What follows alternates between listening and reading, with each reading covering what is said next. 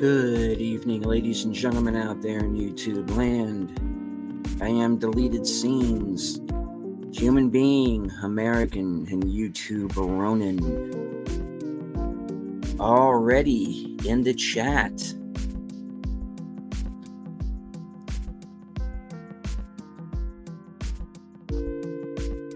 Channel member JPRPH1.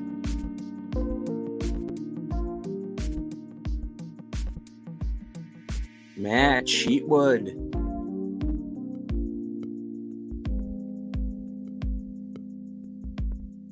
Channel member, the tired midnight blogger himself, Curtis Selby.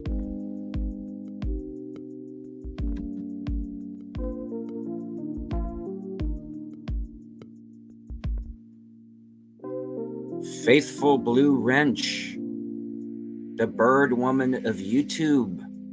Subscribe to her new channel, Fluff Chick Productions, Connie Clary.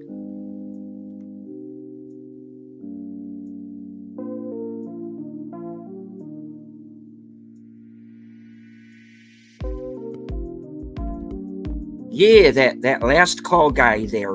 Yeah. You know him. Dark Side something. She of the smoldering new avatar, Editors Network.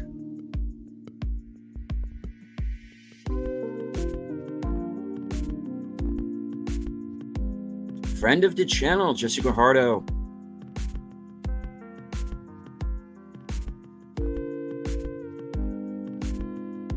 Host of Geeky Geezers. Co-host of Friday Night Last Call and live from Sparkwood 21, Aged Boomer.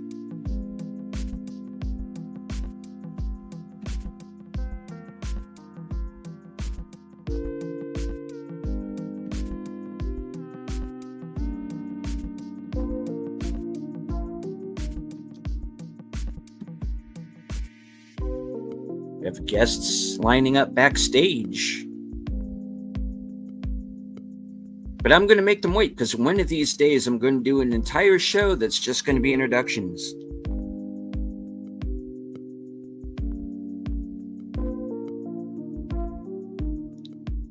He's trying to be funny, folks. Don't frack it up. It's your gig. Don't embarrass me. People are watching. No, seriously, there are actually people watching this right now.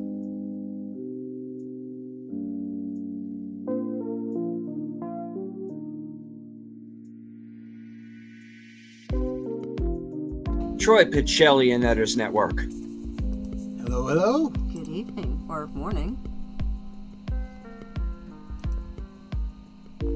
Connie Clary of Fluff Chick Productions. Greetings. Tired midnight blogger Curtis Selby. Greetings and salutations from tired bloggers everywhere. And the man who's probably considering backing out of this broadcast right now, Aged Boomer. Hello. Last minute decision. Let me guess, the library isn't open tomorrow. It is, and figure I could stop by for a little while. See, there you go. Right on. All right. So, I guess the best thing to do is to just ask the most important question first. Has anybody been banned by Kotaku lately?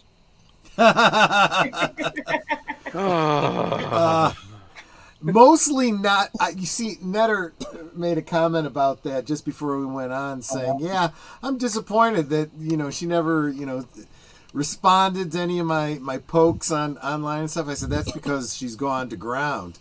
She hasn't said anything on social media for a while. It's like I really wanted her to send me a private message so I can just respond back to her telling her to F off. And hello, Darth Plato. Yeah. Every time, one of these wokies makes one of these lists, I'm always like, I'm very disappointed that I'm not on it. Okay, I'm I'm a Although- small channel. They're not paying attention to me at all. I will say that I am getting a lot of comments from the Alyssa Mercante stands that are coming that's- out you to have to fight watch her that. battles for her. Yes.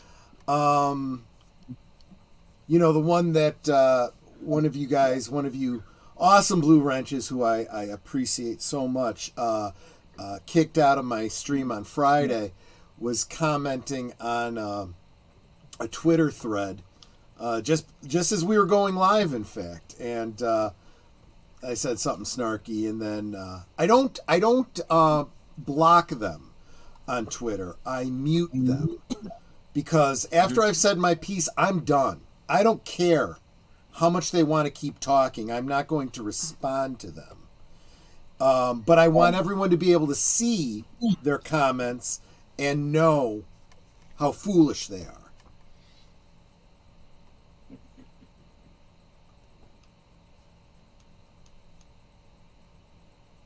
Yeah, I know. It's all very silly. It's like, I don't know. It's this, like, we're living rent free in their heads, folks. This is why I said earlier that I see a light at the end of the tunnel, and I think these people are finally being exposed for what they truly are, and they're doing it with their own words. And you know, hey, let them burn down their own kingdoms. You know.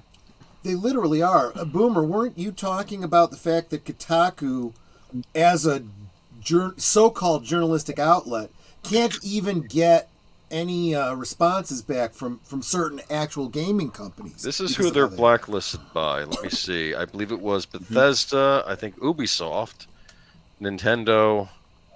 Yeah, I know those are some of them. There might have been more.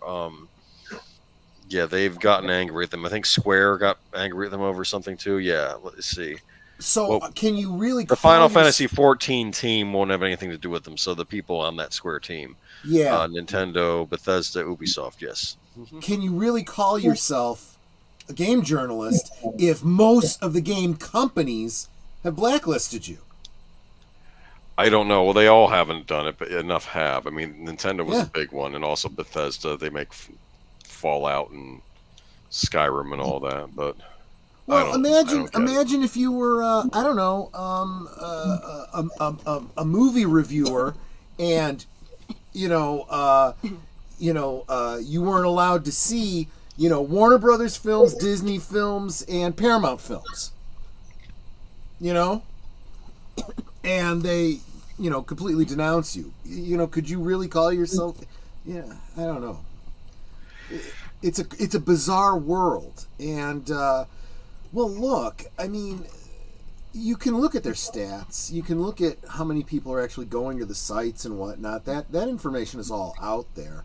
Their relevance is zero. All their PR is negative. The only people talking about them are people like Smash JT that are talking about them in the negative, pointing out what pieces of work they are.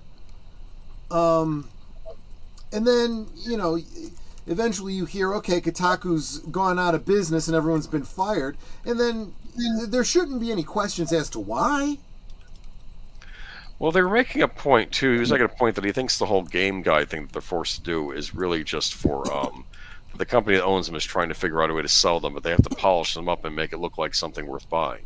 Yeah. And I think at this point, who would want to buy them at this point? I don't know. I guess there's the name, right? The name recognition.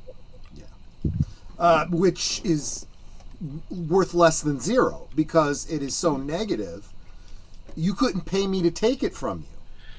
Now you have IGN buying up a bunch of sites too, which I don't know if that's good or bad in the long run, but we'll see. But some of these sites are pretty terrible too. But I don't know. I mean, I hate to say this, most gamers get their news from YouTubers. That's what they Yeah. You're better off going and watching Smash JT. the whole news site. In fact, I think what IGN started doing, people used to complain about IGN, but IGN started doing videos on YouTube, and those actually apparently were well received. So even they got the hint that this is where people are getting the news from. In fact, Smash JT has smashjt.com. There you go. So you can go there and get your news there. You can follow him on YouTube. I have learned more following JT than being a co-host on Geeky Geezers.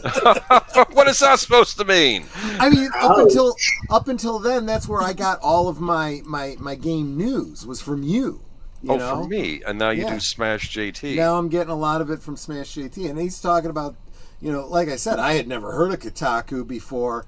He was getting attacked by them. I have brought them up to you before. Okay, well, it goes During in the whole one ear and out the Nintendo other because ban. it doesn't mean anything to me. I don't, But Well, now, that's because I'll be honest, they've been bad before, but they never stooped to this level like they are now. This was pretty bad even for them. The whole contacting of the wife and everything. well, and it's what how do I constantly refer to them this way. These not the companies, the people that make up the companies. They are social and cultural vandals. They don't exist to be impartial journalists, to inform people, to be objective.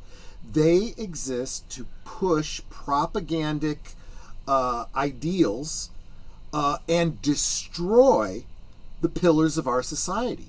Those pillars of our society have always been politics, religion, family, but increasingly, and it kind of falls under the religion thing, all of our interests, all of the things we enjoy are entertainment. Entertainment is a very important part of culture. I mean, you could do whole theses, I suppose you'd say, of how television and books and whatnot have influenced the way people think and feel about all kinds of different topics, right? Yeah. And that could be used for good and could be used for evil. And when you think about things like, we do the good old days on Geeky Geezers all the time. We look back at television shows and stuff that inspired movies, that inspired great heroes, and Truth, Justice, the American Way, Like the Shazam ISIS Hour. yeah, self-sacrifice, and always having a moral lesson to be learned at the end, right? Well, those are good for strengthening your national identity and your unity of community, right? The socialists can't have that, right? The cultural vandals want to undermine that. They want to destroy it and rebuild things from the ground up. So, which has never worked. Destroying only destroys. It doesn't build anything. And this is what you're seeing. Boomer, you said that you got into the YouTube thing specifically because of the original Gamergate. Well, And I basically, because Comicsgate was going on at that point, and I thought, that was something I was interested in learning more about. So I found a certain channel, which will go nameless. No, yeah, Darth Plato's right.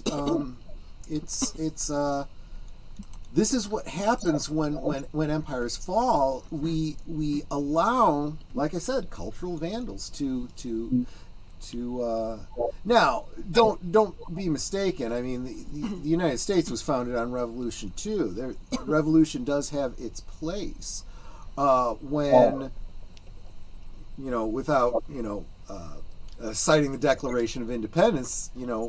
When things get so bad that you don't have any other choice, good people of good conscience have an obligation to overthrow a tyranny and start over again. But you better be the kind of people that are prepared to build, not just destroy, and that's it. I don't know what these cultural vandals are trying to build. It doesn't like they have a cohesive vision of what. I honestly don't think they have a vision as far as building. I think it's all about destruction. Yeah. And one of the things that I've seen in my limited experience is that it is profoundly easier to destroy than to create. And a lot of people seem to think that, well, if I'm destroying all this stuff, then I'm getting something done. And there is creative destruction, I'll give you that, but often that's really not the case. Yeah. And honestly, I see this especially from well, let's face it, a lot of these people are socialists, right? They believe in some sort of a communistic utopia that's an absolute fiction. And even if it did exist, it would require people, like I said, you have a revolution, right? You overthrow your previous government. You need to have people that are educated and, forward thinking, no history, no law, no politics, to then start a new nation, right? If you look at the American Revolution, they, threw off the British monarchy and declared their independence. They had to be prepared to create a new republic. These were educated men who looked to history and said, what is a republic? What is democracy? What kind of laws do we want governing us?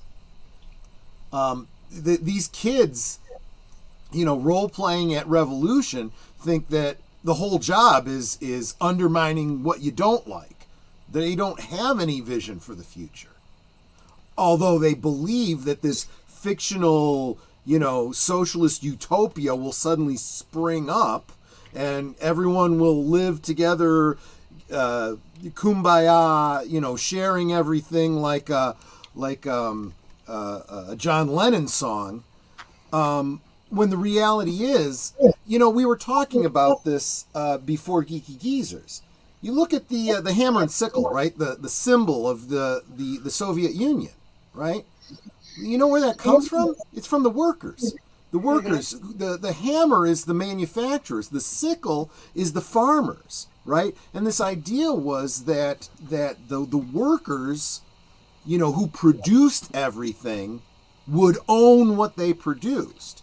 This is why when they say, socialism, looks good on paper, that's what they're talking about. The basic philosophy makes sense, right? Even from a libertarian, democratic perspective. The problem comes when most of the people that are involved in these socialist revolutions don't understand the work part of it. All they see is, I don't want to have to work. I want everyone to provide for me. These are rich, spoiled kids that have never had to work a day in their life. And when they do get a job, they're shocked that they're actually expected to produce something. Well, didn't you see those commercials running around about the one girl that was working for LinkedIn? Remember they got to take snack breaks and go down to the ping pong table and all that. You know what I'm talking about? No idea. Okay, never mind then. It's a Gundam did a video on it. Okay. It does seem like Twitter was like that before Elon Musk took over, but that's probably a story for another day. All right. I'd like to say hello to some people who've joined us in the chat. Dadman Walking. Mark Mountakoff. Wilkie's Movies and Music. And a Clue Channel. I am shocked by how many people are jumping in over on my, what would you call it, copy of the stream over on my channel, because it's like, it's late. I'm seeing a lot of faces that I know and love, but I haven't seen in a while. But man, good to see all of you.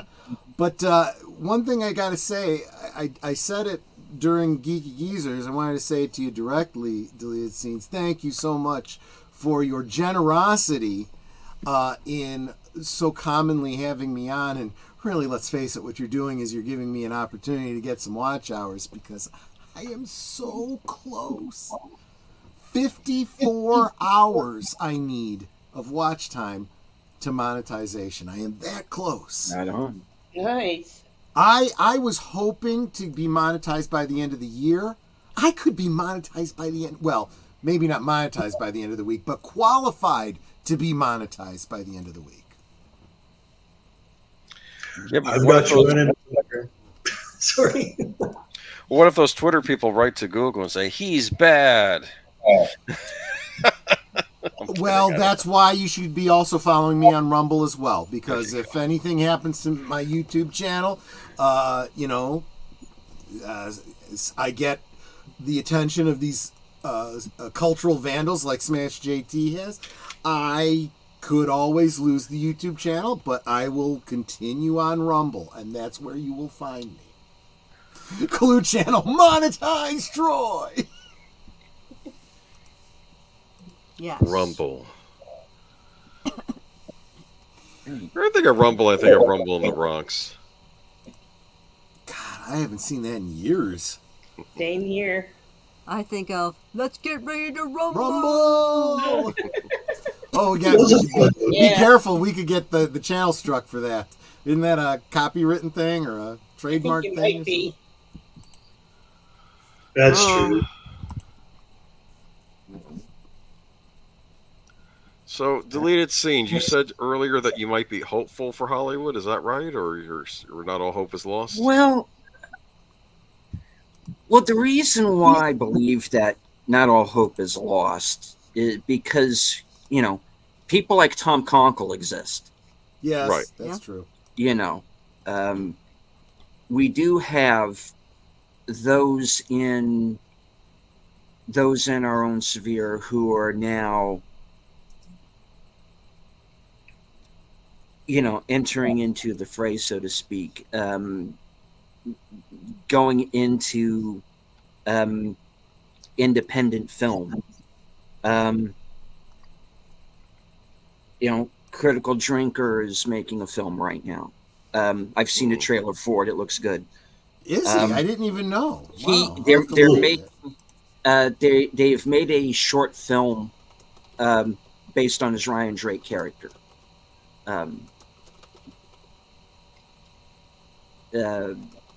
Say what you want about Chris Stuckman, but the man's making his own film. Remind me, who is that?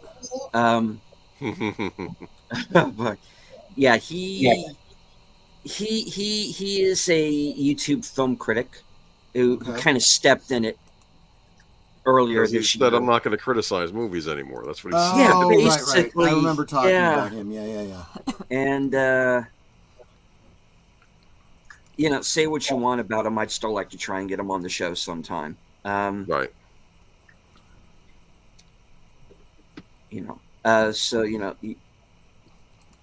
Stuff. Like we've got people like Tom Conkle out there. I can see a resurgence in independent film taking place, because the problem with the big budget Hollywood films is that they're spending too much money. They're not putting out content that anybody wants to see. But if you go back to the basics, like I see independent film doing,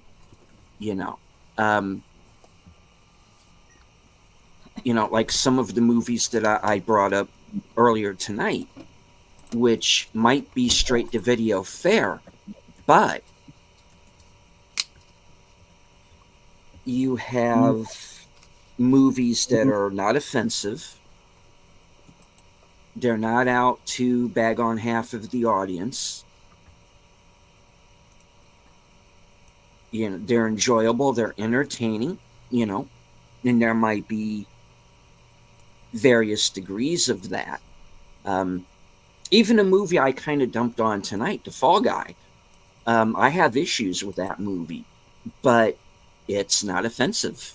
They're not out to get anybody with it. They just spent too much on a movie it turned out nobody wanted to see.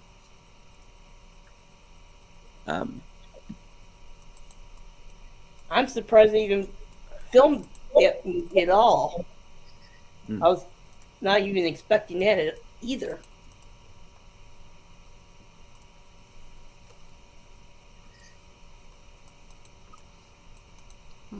You know, What is everyone's favorite independent film? Recent or from Yeah, the past? Sure, Well, recent. I haven't really been paying attention to many films coming out because most of them, they're probably garbage.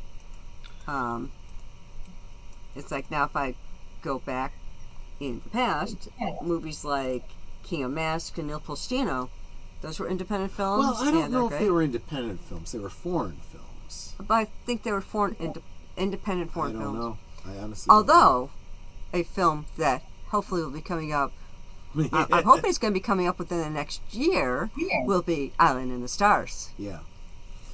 Yeah, we'll get an update this Thursday from Tom Conkle on that, but looking forward to that. What's Angel Studios is doing some great stuff. Mhm. I haven't had a chance to see the what's it, Teresa? Was that it? No. Not Teresa. What was it? Cabrini. I haven't had a chance to see Cabrini yet, but obviously, Song of Freedom was probably the best movie of the year. I was surprised how much I liked that one. Mhm. I was afraid from so many things that I'd heard, because I try desperately hard to be centrist, and I was afraid it would go too far right. But to Mhm. me, anyway, it did not. Yeah. That's my own humble opinion, anyway. Was that it told the story. It may have dramatized it, and I'm okay with that. But it told the story. It made a point, and that was it. That was really all. You could vote however you wanted. Just understand that this situation is going on, and if you can help, please do. Well, and see, and that's just it. Everyone, it was under such a microscope, right? And, was it a religious film? It would be really hard to classify it as a religious film. Yes, there is talk of, the main character talking with his wife, her telling him he needs to pray, he needs to, And of so on course, and so forth. there's the line, God's children are not for sale. That's what he said. Exactly. Yes. Does that in and of itself make it a religious film? I would have to say, if you're really objective, no, it absolutely doesn't. I think to what was it? Wasn't it the Sam Raimi Spider-Man film where Uncle Ben, prays for the meal or something like that? And I'm like, holy cow, you don't see that in movies anymore, And Well, actually, it Was was that- they also the Green Goblin too. What's his name? The Osborn. She said you have to say grace. Remember? oh, that's right, that's right. Wrong person, maybe. At the time. Well, no. I mean, it seemed to be an acknowledgement, and well, actually, that's actually an even better thing. It shows a duality, right? Right. A true conviction versus going through the motions. Do I think Sam Raimi is in any way religious? I have no idea. I don't think so. But there used to be a time when that kind of stuff was in everything. It was in TV. It was because it was expected to be part of culture. Now it's like taboo to talk about religion. Guess what? Religion is a part of life. Nobody has a problem talking about all their bedroom issues and who they like to sleep with.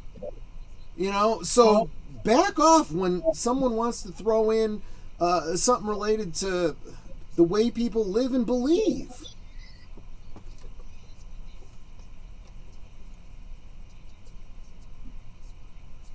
Just saying. All right. Well, we've got some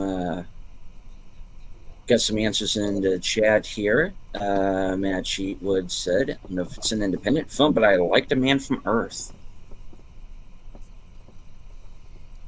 The Man from Earth. Which I I don't think I'm familiar. don't think I've seen. I have watched. Go ahead. I have watched some things Matt's recommended that turned out to be much better than I expected them to be, but I'm not familiar with The Man from Earth. I guess he was from Earth. I It's a 2007 sci-fi thriller.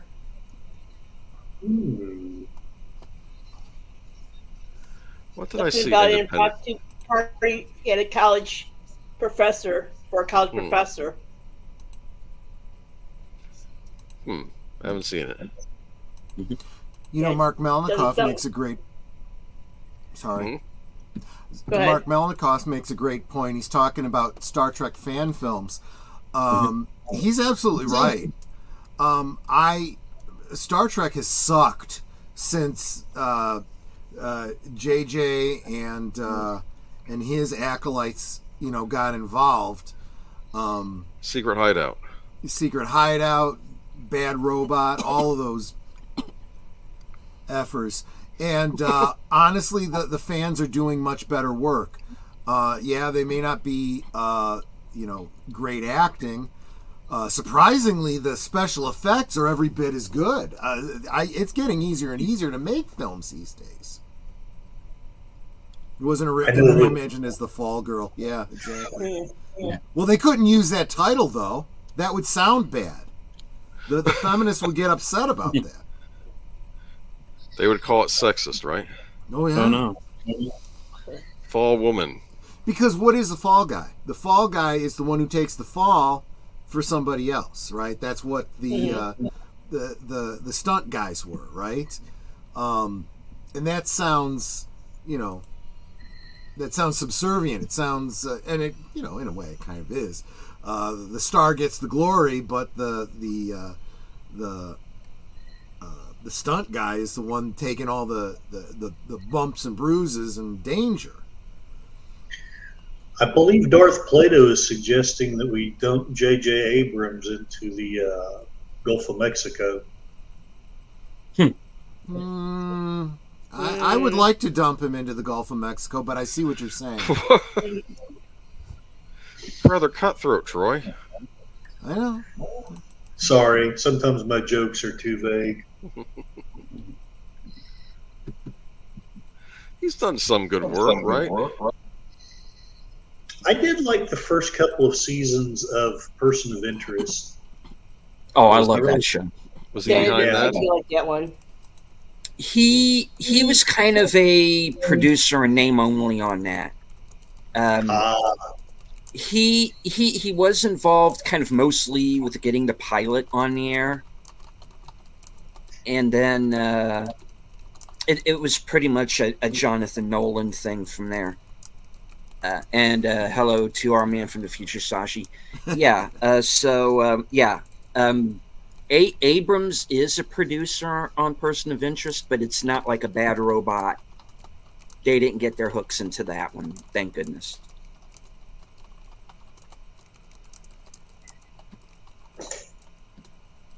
Defund Disney, Abrams, Kurtzman, and Disney monetize Troy instead. Agreed. So say we all. Uh-huh. A few weeks ago on Friday Night Last Call, we did the future of movies from the studios for like the next few years, and Troy was a little nonplussed, but I don't know if you heard any of that stream or if you deleted scenes have any movies you're looking forward to that maybe are further out. What do you think? There are a couple. I'm really curious to see what Robert Eggers does with Nosferatu. Mm-hmm. That one I'm looking forward to. There's a movie coming up called Flight Risk with Mark Wahlberg that Mel Gibson is directing. That's supposed to come out in October. That sounds really good. Okay. I'm starting to respect Mark Wahlberg more and more. Let me just say Yeah. that. Yeah, he was in Deepwater Horizon. That was a great movie that came out a few Yeah, years very back. good one. And Yeah. I think also Patriots Day. Was he in that as well? He was. Memory serves, yeah. So Mhm. he was supposed to be in a theatrical version of the $6 Million Man, but I don't know if that project ever got off the ground. I doubt it. They're gonna, I guess, have him play. It was Steve supposed to be Rogers. like the $6 billion man, right? Yeah, I guess I don't know what they were gonna call it. Yeah. Oh. Yeah, because they've been trying to do the $6 billion man kind of for a while now, because there was even a version of that back in the '90s that Kevin Smith was involved with. Oh God, I'm glad that didn't happen. For sure.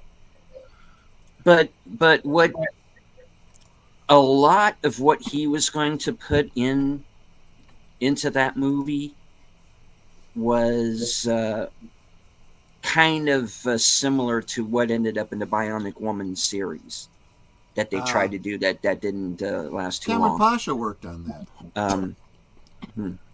That was a victim of one of the writing strikes, I think. I forget Yeah. which year that was. Was that 2012? I don't remember. That was Kitty Sackhoff was on that too as the villain. Yeah. The first Bionic Woman. And I was kind of intrigued by it because it was the Battlestar Galactica people, the reboot Battlestar Galactica people. They were the ones working on it. What was So- interesting was I think some of them, yeah. Katie Sackhoff's character to me struck me as there was an episode of the original Bionic Man where there was another bionic individual, and they had to square off against each other, and I just felt like, okay, you're kind of going back to the Bionic Man and recycling stories here, aren't you? There's a good way to do that, and there's a bad way to do that, and there were some things about that that I guess you'd call it reboot Bionic Woman. I had high hopes for it, but there was a lot to be desired, in my opinion. There. And hello, Jedi Patrick Bill. Burt. I'm sorry. I was saying hello to Oh yeah. the Bill. Yeah.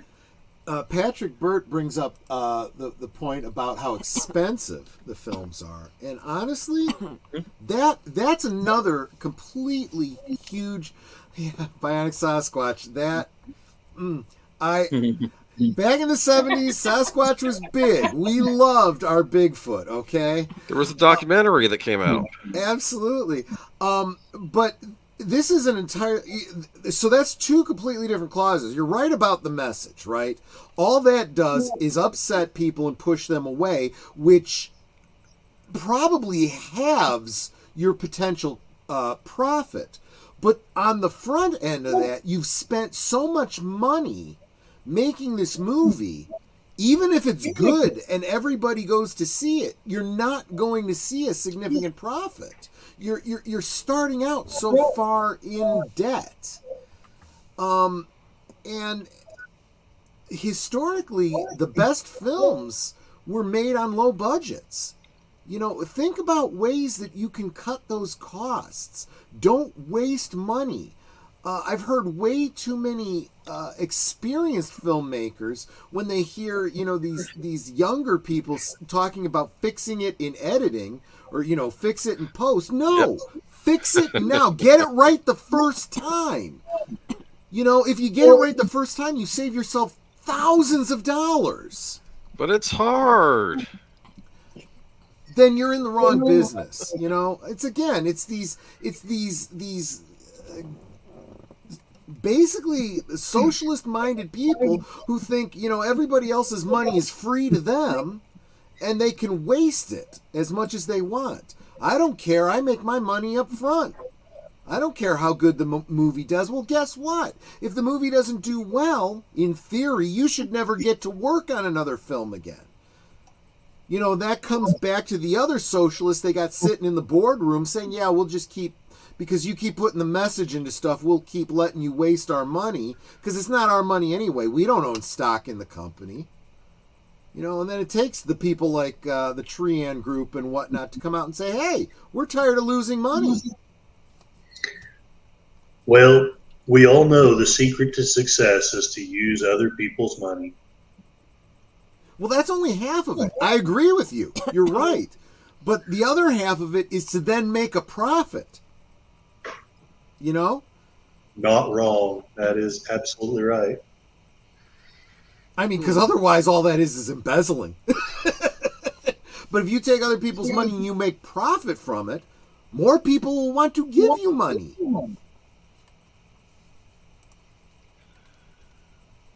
So I don't know. What do you think? It's an entitlement thing or whatever? That might be putting too fine a point on it, but you're not wrong. I think it's a lack of awareness, a lack of understanding, and an apathy based on not being able to see the bigger picture. Do you think any of that tied into the strike at all? Well, I think that kind of mentality is always tied into every strike. Don't get me wrong. I'm not saying that people don't have a right to strike when they have a real grievance and whatnot.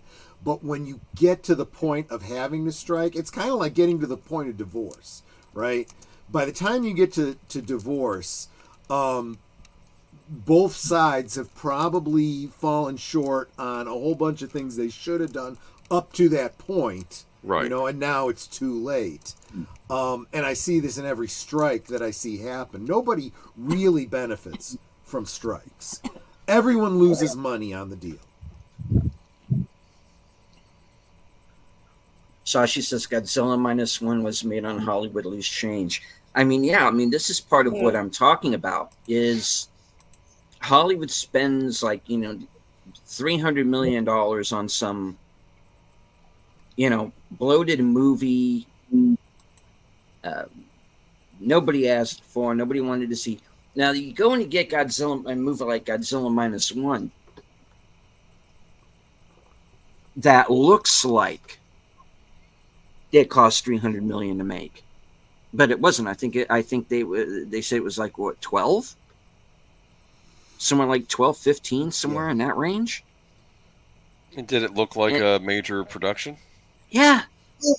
Well, and therein lies the whole thing, right? It's the ones that cost the least, and they have such a small budget. You look at that and you go, you have the old awe that people have always had when they go to see great special effects, great films, right?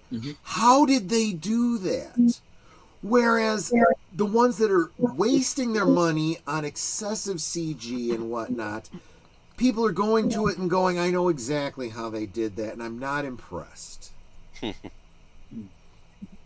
budget they're saying is for Godzilla -1 is $10 to $12 million for the budget, and it came up to like 115.8 million US dollars. If it cost them, let's say it cost them, let's give them 20 million. If it cost them 20 million, and they make significantly more than 40 million, they've made a profit. And you're saying they made over 100 million. That's the way to make successful films. Surge of DEI into Hollywood in 2015-ish disrupted the current stat, and 2020 has been trying to find a new equilibrium. While 2015 people are still there with their money to burn, same with the political arena. Yeah. So there's a bunch of things that have happened in the past half decade to a decade, right? We've had the whole pandemic thing. We've had political situations. We've had major unrest, we'll call it. And we've had this DEI push in our entertainment. All of these things are coming together to destroy businesses. Now, from the socialists, the social anarchists, right? Their point of view, that's what they want to do. They want to destroy business, right? That's how you overthrow. That's how you destroy a government. That's how you destroy an empire, right? Is destroy all of their pillars. They're doing a great job. All of these things are happening at the same time. My point is that I think that too many people are letting it happen, and people like, I don't know Nelson Peltz from Adam, right? All I know is he's a businessman. And he's making the right calls for business.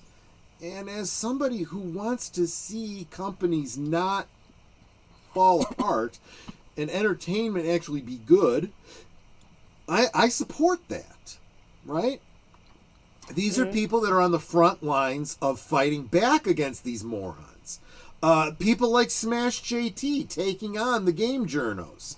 You know, even though it's causing him some headaches, and who knows what kinds of stuff it could do to him in the long run, he's fighting the good fight. I have no problem throwing my hat in the ring and saying, you know, he deserves to be supported. What is it they say? The only thing necessary for evil to win is that good men do nothing. Sexist as that may sound, it applies to women too, by the way. Just saying. That's not meant to be, you know, truly sexist. Patrick Burt says, and hello to Patrick and Matt Inouye and everybody who's joined us in the last few minutes. Joe's Atmosphere, thank you. The strike did have an additional impact as it enticed production companies to dish out more money to the writing teams. It will only make things worse. Yeah. And isn't that IATSE that might be striking here in watch August? for that. That should be coming up August 1st. You know, I've been predicting that for a while. I think that Valiant Renegade and some of the bigger channels have been talking about it too. Pretty sure. Yeah, you can expect it. It's almost a certainty. But yeah, these people are they're leeches. They are leeches in these companies. And this is why when these people lose their jobs, you know, I know that people like WDW Pro and whatnot are really classy, and they're like, well, we don't want to see anyone lose their jobs. I'm going to say it. I want to see them lose their jobs. They need to find out what it's like to be on the government dole, you know, and stand in a bread line, and not be able to buy their iThings and their designer whatnots and get their hair dyed on a weekly basis to unnatural colors, because, you know, they're screw ups that don't produce anything.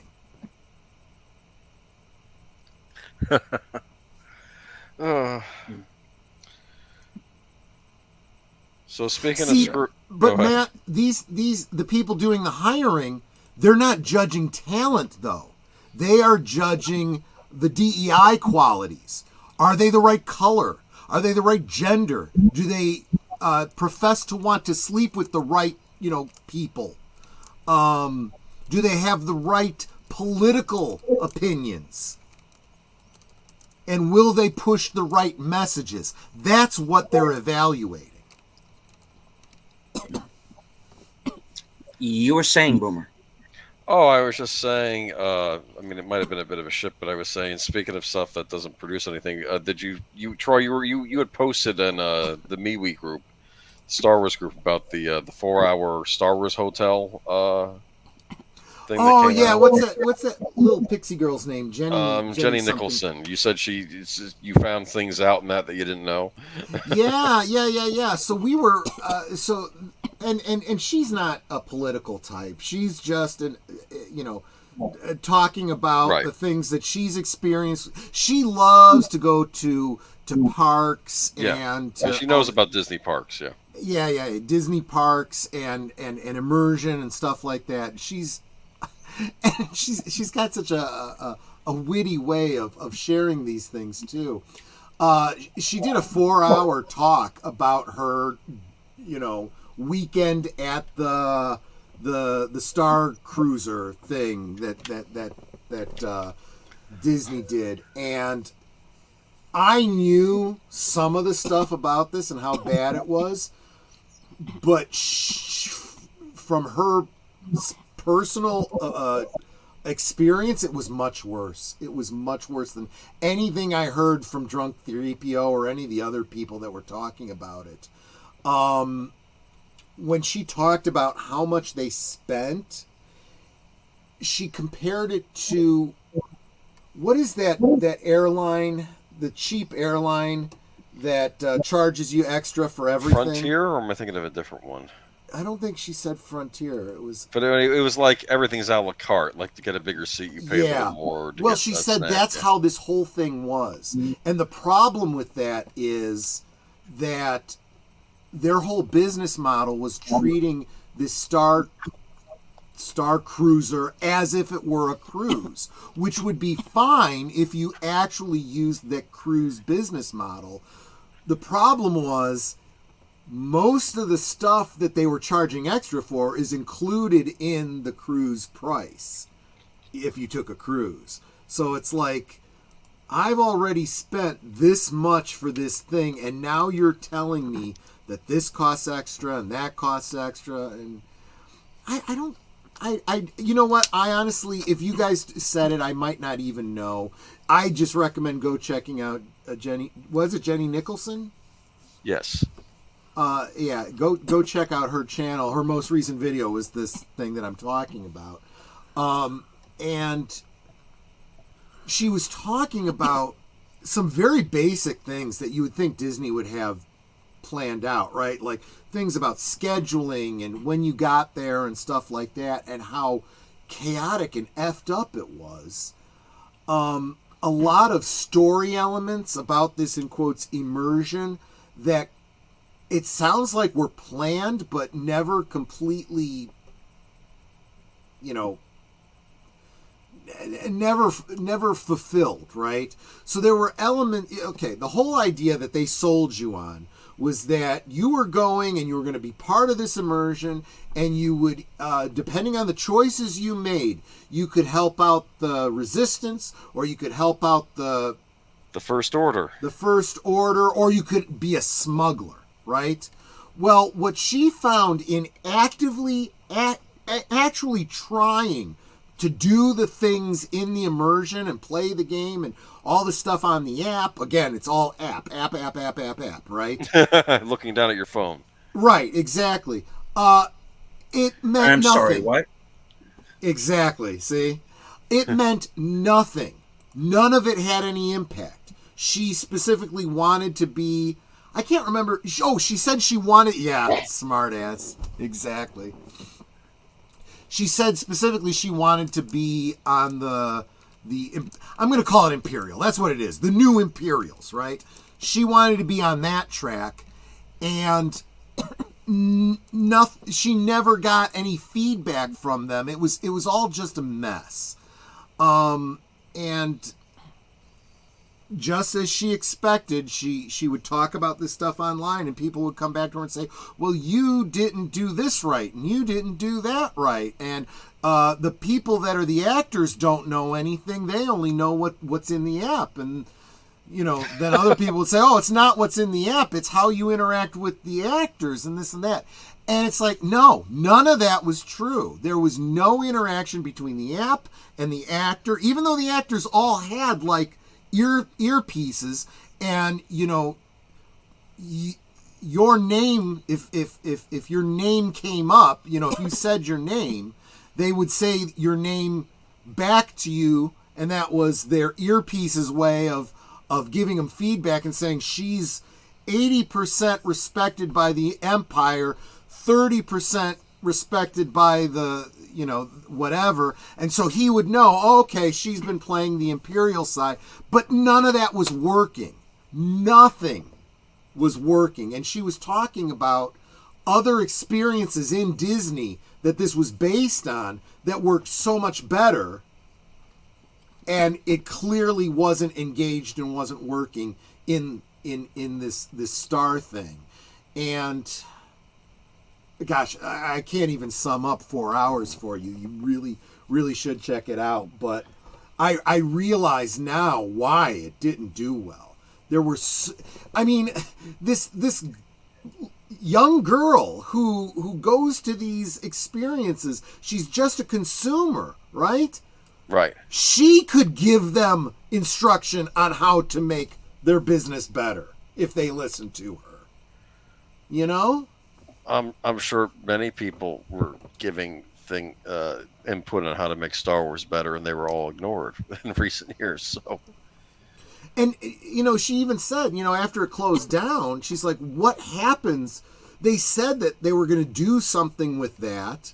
It was, and she said the only thing I can imagine that they would do with this now is turn it into a themed restaurant, a Star Wars themed restaurant. And because of where it is, the only way they could do it is by shuttles. Oh, the no. same shuttles that took you to the experience would have to shuttle you to the restaurant, and then you go through the whole rigmarole of as if you were being shuttled up to the ship. You have your dinner, and then they got to shuttle you back. This is because it is way in the back behind all of the employee parking and crap. Oh God, it's just a logistic nightmare. I'm like, you know, the fact that nobody lost their jobs over this is ridiculous. They probably blamed it all on Chapek, right? Probably. Yeah, probably.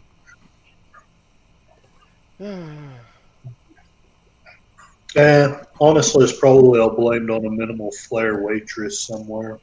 Yeah. Well, it's funny you say that, because one of the things she said was that she got more interaction when, you know, on the Saturday they have the excursion, you know, like on a cruise, when you go into port, you leave the ship, you visit Mazatlan or wherever you're going. That's how they treated Baku, you know, fake Tatooine, right? And 85% different. Come on, it's close enough. and this was funny. She said, you know, usually when you're on a cruise and you have an excursion, you're going someplace you want to visit, right? You know, these beautiful port cities and whatnot, not, you know, the armpit of the galaxy, right? But she said all they would have had to do was have a story reason. You know, we've just been attacked by the First Order, or the Rebellion, or whatever, and so we have to make repairs. You can, you know, we're here at Bachus, whatever. If you want to, you can debark here for the day. Just be very careful, you know, and stay to this and whatever. You know, you just talk it up, right? Well, turns out that the reason that they had this whole excursion, in addition to making use of the frickin' Star Wars land, right, was also because the way the immersion was working, you have these paid actors that need breaks, and they needed time off. So they were literally distracting you, sending you out to the park so that, you know, the singer and the people on the, in quotes, ship, you know, got some downtime. And it's like, maybe you need to get more people involved. No, they were cutting costs all over the place. And what would happen when you go in to whatever, Galaxy's Edge. Yeah, you had to do if you were on the Rebellion, or you were on the First Order, the smugglers, you were given an assignment while you were there. You were supposed to go and find these QR codes throughout the land and scan them, and that would like get you points in the story when you got back. But half the time it didn't work. The QR code on the thing wasn't working no matter what you did. You know, again, whether or not it was on the right track or not. She said she got more interaction from the patrons of the shops in Star Wars land than she did from the people on the ship. And they're not paid any extra to be part of the immersion and stuff like that, but they really got into it, and they really did, you know, their thing. It's not like, yeah. It's Is not like this they got the a same bonus or ship anything. where you paid like $4,000 or $5,000 to be there, and they would force you to participate in things by making your hotel Yes, room door she talked open? about that, and it wasn't. See, that was the one thing that wasn't the way it sounded. Everything was scheduled. Everything. So that, you know, the door opening and you that was a planned thing, and you knew when that was happening. But the problem with it was not the people in their rooms that this happened to. The problem was the people that had a scheduled dinner that it happened during. And it's like, I gotta leave my meal that I've only got so much time to eat to go to see Go this do little this thing. show thing, you know? Yeah. Here, kid, go play in traffic. Yeah, that's basically what it was. But You're absolutely still, right. it's like, what if I don't want to do that particular thing? You just open the door to my room, and if I'm standing there buck naked, that means everybody gets to see me. It wasn't quite like that. The doors didn't open. That's No. how it was described. But what actually happens is an alarm starts going off, and a voice tells you to go to the, I don't know, the atrium or something like that. You could actually ignore it if you wanted to. Okay, because I remember her saying something like, your door's open, and it's like, what the heck? I'll tell you another thing. She said one of the probably coolest things in the room was the like portal view or whatever with space out there, and you could see, and it was like a screen, right? But there were these bright lights all around it, and that was clearly partly to obscure your view to make it look more realistic.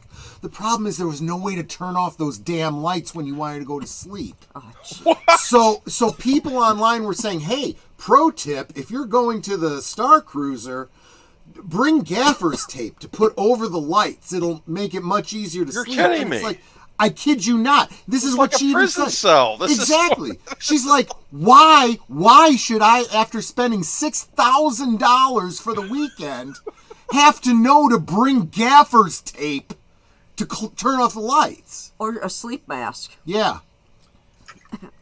You'll get a note We're from all Disney about later. that. Go ahead. Sorry. I was gonna say you'll get a note from Disney later on that we see that you used gaffer's tape in your hotel room. That'll be a $5,000 fee. I expected to hear something like that, but she didn't mention that, so I just whatever. But They're all about the customer experience.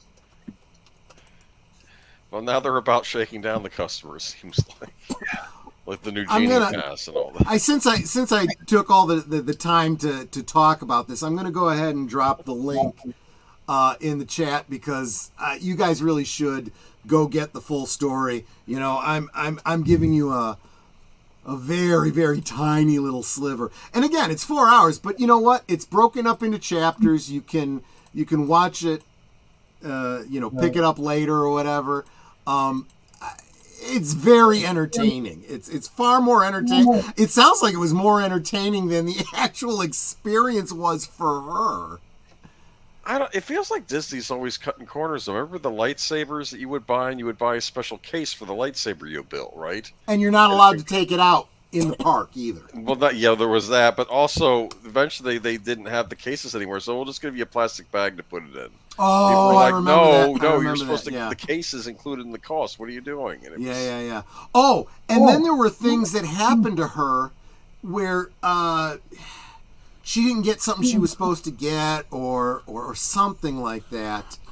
And she'd complain and she'd basically get, well, there's nothing we could do. And she would reach out to customer service and all this kind of stuff, nothing.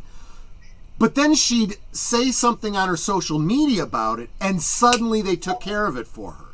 And she's like, and that's good and all, but I couldn't help but feel like the only reason they're taking care of this is because I'm on social media and it's bad PR for them. What happens to the person who doesn't do this, It's kind of not fair. So I was like, my gosh, I don't know. It did. I'll say one thing though that looked good to me. That she seemed to like she said the food was great. She said that a lot of people complained about the food portions. She's like, I don't understand that. It was buffet. If you went up and got the I don't know, whatever the entree was, and it wasn't big enough for you, you can go back and get 10 of them if you wanted. Hey, did they have like Star Wars themed, like Millennium Falcon ice cream sandwiches there? You think? I don't know. They should have done. Man, that actually sounds really good.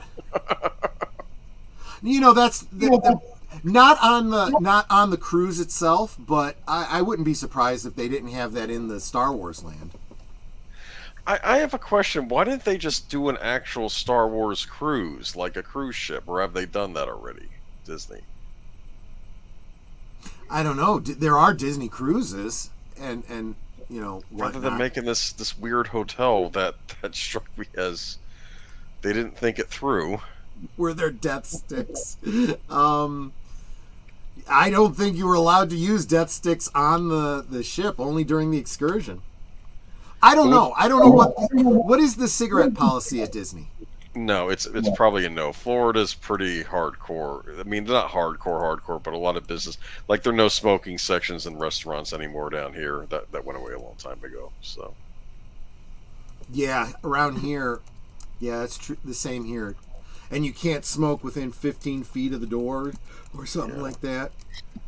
like, I know a lot although of it's- businesses don't want you smoking. Like if you're an employee, they have like a no smoking policy. I think for health insurance reasons. It's been like 20 years since they had smoking sections, and I go to a restaurant and I will go 2 for non-smoking, and then I'll pause and go, obviously I'm old. You know what I mean? They used to have smoking hotel rooms too. Remember? Like yeah, smoking and you rooms could for always hotel. tell. You could always tell. So I don't know. What do you think this is going to hurt Galaxy's Edge? The hotel not doing so hot and going under. Are people talking about Galaxy's Edge still? Like it's a big attraction? I don't think so. Actually, I haven't even been following on Drunk 3PO. I don't know if he's still talking about it. Because he used to be, and he would say, look, here everyone isn't. Look how empty it is. I'm guessing less and less people are talking about it because there's less and less interest in it. I guess they had the blue milk and the green milk you could buy though. Remember that was a thing. She did mention that, and she said that the blue milk tasted pretty good and the green milk tasted kind of disgusting. And I was like, she said it too straight. I don't think she was making a meta joke about it, but I did find it kind of funny. Well, remember in Last Jedi when he drinks it, he made that weird face, like Yeah. he was probably purposely drinking something that tasted disgusting because he wanted to make himself as miserable as possible. I don't remember what the flavors. She said what the 2 flavors were, and it did sound like the blue one would have been pretty good, and the green one would have been not so good. Luke Lebowski and But she also pointed out they made it a point to make it in quotes plant based, and I'm like, yeah, but you can make a juice that tastes really good. use almond milk if you want to make it, I guess, whiter, right? I mean, I don't know. I don't know, but yeah, no, I'm not saying it should have actually been milk, because let's face it, you don't want milk in 110 degree Florida heat, right? No, that'd be a bad idea. I mean, they have the butterbeer at Harry Potter. I had the impression that the whole Galaxy's Edge thing was supposed to be wanting that Harry Potter money, right? From the Harry Potter park over at Universal.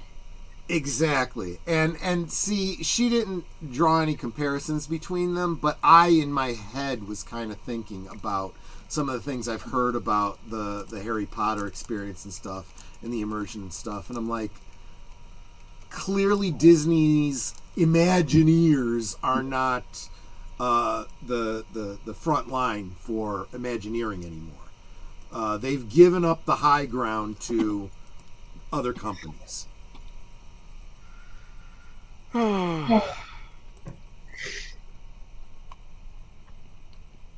Do you have to squeeze out your milk like Luke did? No, apparently it's served to you, but that It would have been funny if there was an animatronic wall, like space walrus or whatever that thing was, and it the was the person behind the dispenser that counter they got has to it from, squeeze yeah. it, and it makes noises as you It's just horrible. gosh. Apparently, that was a real complicated animatronic that they had to bring over to that island too. It was very expensive to get it there. Also, Ryan Johnson could have that scene of just. That was one of the things she talked about, was the lightsaber that they used in the show where it shows the blade coming out, Yeah. and honestly, man, that was just pathetic. There are much better ways they could have done that for the show, and the way they used it in their promotions led people to believe that this was something. When they bought the lightsaber, this was something that they were going to get. No, it wasn't. This was just a trick thing for the show, and even in the show, it looked terrible. She could hold it up and hit the button, and the blade would extend, and then she very carefully had to put it down to pick up the real lightsaber, to, in quotes, real lightsaber, for the battles and whatnot. The one that was already set up. Exactly. Okay. Exactly. Yeah. Was there a Rey? I take it this was Rey. This is supposed to be Rey. Yes. Shows up on the Galaxy Cruiser. Oh, that was another thing.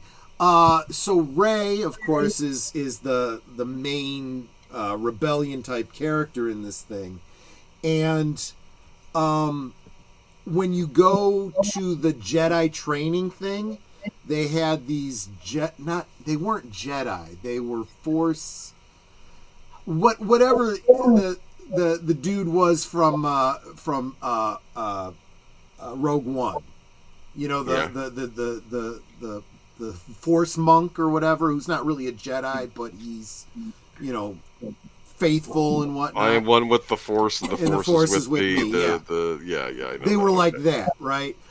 All of them were female with dark hair, and she said it seemed pretty clear to me that these were all just extras who played Rey. There was like 12 Reys or 6 Reys.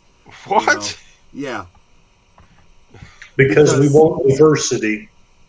Well, again, it's corner cutting, right? It's you're playing multiple roles, but you all have to look alike, and yeah. No. I'm for some reason, an image came into my head of that scene from Enter the Dragon where the madam brings all the girls by, and I'm imagining all these Reys. Yeah, they all look like Rey. Yeah. Oh no, this is just bad. Okay, so Kylo Ren was the villain, I take it, right? Yeah, and it doesn't sound like he had a very big role either. I have a question. This is a vacation cruise line. This is a fictional vacation cruise line you're on during this, correct? Yeah. Why are you on a vacation during an intergalactic war? What's the reason for that? That is an excellent question. Especially when, as a guest on the cruise ship, you're being taught how to fire the weapons so that you can help in the battle. I mean, I can understand. Just this makes any sense. What? You can also smuggle stuff on board. Wasn't that a big thing? You can smuggle things aboard. Yes. Luggage. Apparently, while you were checking in, there was the possibility that someone would come and ask you to help smuggle something aboard, and this would either lead to the rebellion storyline, the smuggler storyline, or if you said no and you called for an Imperial, it would help put you on the Imperial track. But again, none of that worked. None of it, So she ended up on the good guy track. Is that what happened? She didn't feel like she was on any track. And there was like one thing after her excursion that may have worked that keyed her into a Rey interaction thing where she finds a holocron or something. She's like, but I don't know if that was what I did actually really had any impact or it was just luck. She kind of talks about that. Oh, a Sith holocron, right? No. This was a Jedi holocron because then what happens is Yoda appears from it or whatever. And, was he like CG Yoda? No, it was actually pretty cool. It was. Have you ever seen those alarm clocks where the numbers appear above it because there's a propeller, like a plexiglass propeller that goes really quick, and it You know what I'm talking about? Yeah. It was like that, but looked really cool. And it was Take care, man. it kind of uses the same technology as the ghosts in the Haunted Mansion. You know, where there's a projection onto the plexiglass. So it looks like a hologram above it. It looked actually really cool. Okay. Oh, look at this. Someone mentioned Mon Calamari. Wouldn't it be funny if on the cruise ship a member of the Mon Calamari species serves you calamari? That was probably the biggest disappointment, was the aliens. All of the aliens were either different colored skin with a head thing, like with Leku, like what are they called? The I forget the name of the races. The Bib Fortuna's people and Right. Ahsoka's people, and the captain was like some blue chick, and they're all just different. Was she supposed to be Thrawn's race? No, she's supposed to be a different blue race. Okay, all right. But the only really good alien was there was a Rhodian female who was a singer in the band. Okay. Who Jenny said was like, she was like one of the best characters, but she didn't have enough, story time, really. Okay. So there was a band. Twi'lek and Trogatu, yeah, Togruta, yeah, that's right. Is there a CD you could buy of the music? What kind of music was it? Was it original? Yes, there songs? was. It sounded very generic. I have a question. Could you buy the CD, or did they give you the CD? Nope, you had to buy it. Because Everything was extra. Everything was extra. the CDs don't cost much to manufacture. You could just give them one of those out or whatever. You would think. Yeah, it sounds like it was.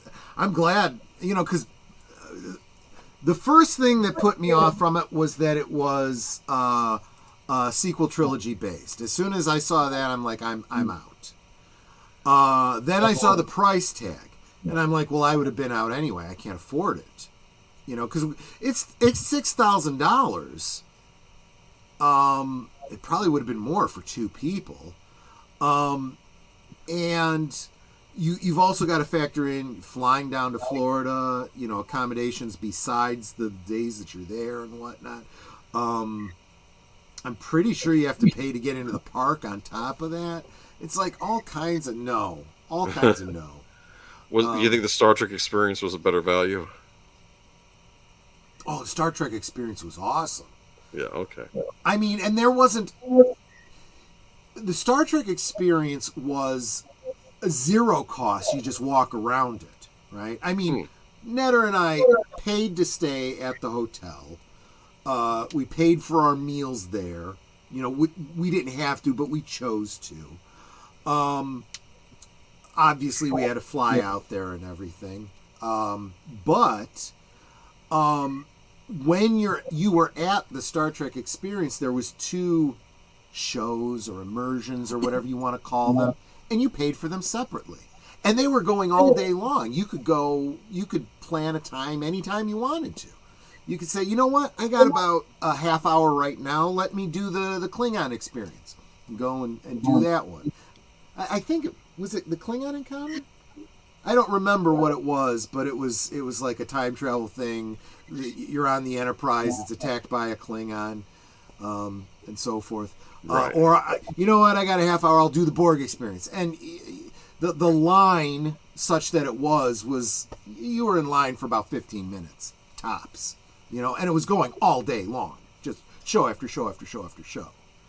And that was just awesome. And then you could go into Quark's bar and you could talk to the Klingons, you could talk to the Ferengi, and these people were doing improv that was just unbelievable. The Ferengi knew every single rule of acquisition, and they could talk about finance and commerce, and there was no messing with them. And the Klingons, they knew their Klingon lore, let me tell you. I wasn't too fluent in Klingon at the time, so I wasn't able to challenge them on that too much. yeah, no, there were no Devorians there. Like I said, it was just the Togruta and the Twi'leks. That's and the one Rhodian. Everyone else was just different color skin.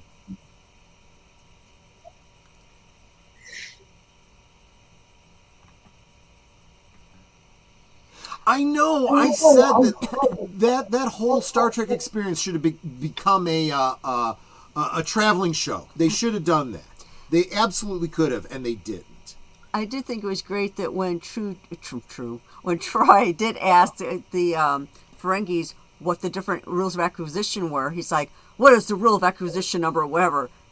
And they would just look at him like really defiantly and spout off what it was. He's like, "That's right. Don't you forget." No, it's true, because I wouldn't ask the question if I didn't know the answer. And they would look at me and I'm like, yep, he was right. He was absolutely 100% right. But, yeah. Yep. I just ran off with your show again, deleted scenes. I'm sorry. No. That's okay. I've just been dealing with this on Twitter with this asshole from who writes for Fallon. He right. actually does write for Fallon? Okay. Yeah. Okay. So Variety has the story concerning the box office for Kingdom of the Planet of the Apes, right? I'll read off this headline. Kingdom of the Planet of the Apes is in fourth place after earning $3.4 million on Friday, down 50% from the $6.8 million last Friday. To which, responding to this is Chase Mitchell, according to his bio, writes for Jimmy Fallon show. Says, and I quote, "I think it's time to accept that a large part of the movie-going public sucks shit." What? To which I responded with, "Cut out the insults and quit making shit, and maybe we might come back." This is the attitude of these people, and they think they're high and mighty.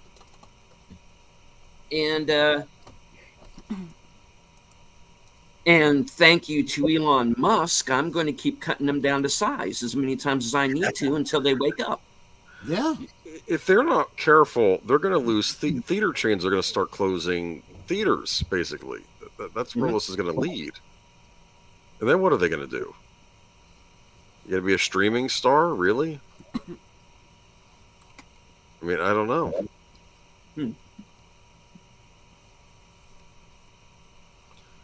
Yeah. I mean, wasn't AMC already on the ropes, like right after the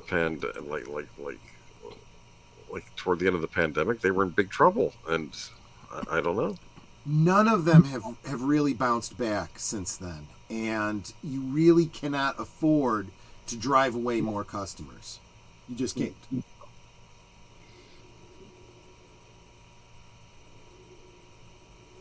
They're living beneath the sword of Damocles, right? So you'd think they'd stop, smoking under it and, throwing stars up at it.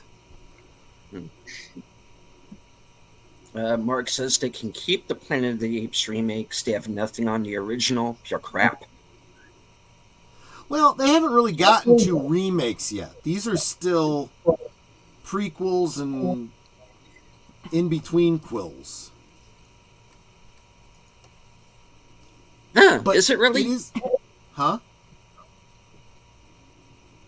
What was well, that? I mean, the newer Apes movies, they're just kind of going into their own direction with it. The only real straight-up remake was the Wahlberg one, and that missed the point completely. Oh, yeah. That one. No. Yeah. That one, unfortunately, had some great potential, but that ending just... sucked. Ape Lincoln. I like Tim Roth in that movie, though. He was just way too into it. Well, apparently they were going to bring him back because I guess he interfered with human history. That was the impression I got. Yeah. He did a great job. Bring me the spaceman. You know, He was originally going to be Snape in the Harry Potter movies, but he didn't take the role because he was going to be in the Planet of the Apes remake, and so went to I just had his name in my head. He died. Alan Oh, Rickman. Well. Alan Alan Rickman, Rickman. Yes. Yeah. I'll tell you what, Tim Roth has not been used as well as he's a very talented. I mean, what we saw him as Abomination in the Incredible Hulk. And She-Hulk. Yeah, Whatever. he got dragged into that. Yeah. Right? Interestingly, it seems to have been a very different Abomination, so you kind of wonder if he's actually playing the same character. He, like you said, he played the character in Planet of the Apes. He was in a great. Well, he's also done Tarantino. He was in a great Tarantino related project called Four Rooms. We did a watch party. Oh, of it. yeah. Oh, he was brilliant in that movie. Very different, very comedic role. I highly recommend, if you've never seen Four Rooms, check it out. I'm here for the room for making love. Oh, you mean the honeymoon suite? Yeah, this. That movie is hysterical. Yes, my parents did me the disservice of naming me Theodore. Don't know how you know that, because everyone who knows that is thousands of fucking miles away. If I remember right, wasn't he in Pulp Fiction too? He was in Oh, yeah. Pulp Fiction, yes, he was. Yes, he Especially was. that TV series Lie to Me. Lie to I Me, don't know yeah, that that was one. good. Yeah, Yeah, well, yeah. yeah, it was on He was a- Fox. They cut that series too short. They should at least another 2 years at least out of it. My impression of the past decade and a half is if something is good, they're going to kill it before it's time. If it Right. sucks, it'll go on for 37 years. Oh, Like All going that stuff back, that- going back to Person of Interest for a minute, and let me preface this by saying they did get an ending. It wasn't like they ended it in a cliffhanger or something. It got its ending, and it ended the only way it really could have. Too, to be honest, which some people might be upset with in places, but it's like they told you from the beginning what was going to happen, and it happened. But the point was the network really didn't treat that show very well in the end. I don't think they realized that there was a rabid fan base, a very small fan base compared to maybe some other shows. But, there were some real diehards. Well, and I think what happened yeah. was, okay, we'll give you a final season, but we're going to cut it in half. So, okay, they cut it in half, wrapped everything up in 13 episodes. But what happened was the network didn't show those 13 episodes for an entire year. And then showed those 13 episodes over a month. Jeez. And I went, I don't think that was particularly fair, because if you're going to wait a year to show it to begin with, Yeah. say so up front.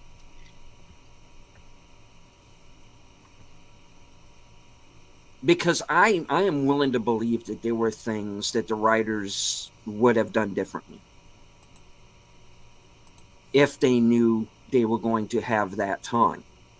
But the network didn't give them the time. They just spent off all of the episodes. And like I said, it's not bad. It wasn't thrown together. You know, it was quality. It was an ending that made sense within the mythology of the show. Oh, okay, makes sense. You know, it all tracked. I have one kind of minor quibble, but other than that, I thought it was fine. But you know, it's like sometimes these networks don't know what they have, or you know, they think they are making shows. And hello, Jason. I think you're thinking that they are making these shows for an audience that isn't actually there. You know, I think if it was really up to us, the television landscape would be very different right now. There would certainly be better movies if they would bother to listen to us, asshole from Fallon Tonight. You That's know, Jimmy Fallon. Yeah. Jimmy Fallon. Okay. Yeah, and you know, they like to blame the Oscars on us too, which I think is really weird. You know, and I'm like, you know, hey, Hollywood, we the general public are not the ones who made Hattie McDaniel sit in the kitchen. Right. Okay? You know, X amount of Asians have been nominated or have won Oscars. That's not our fault. We don't get the vote on that.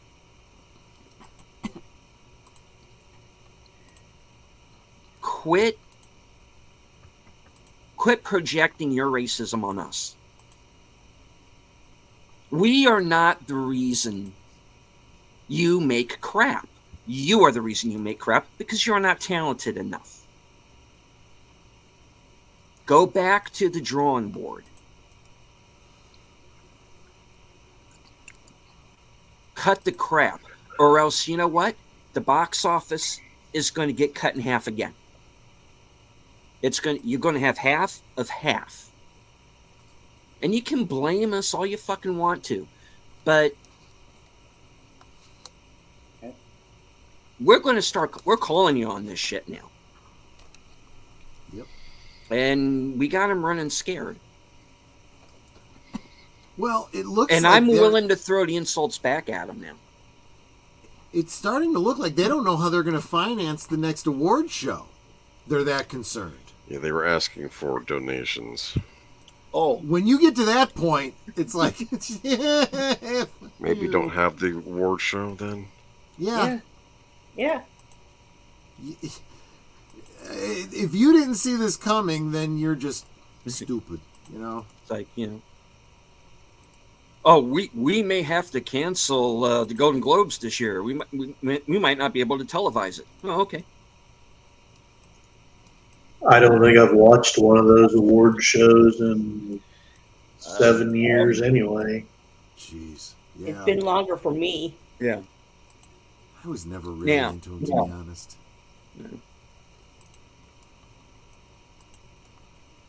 And speaking of Jason, who's here in the chat with us, I wound up like watching the Oscars with him. Kind of, that was not my plan, but I think it did in the end make for a better show.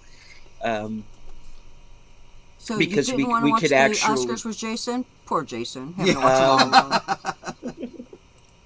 Well, no, because he found he found a way we could watch it without getting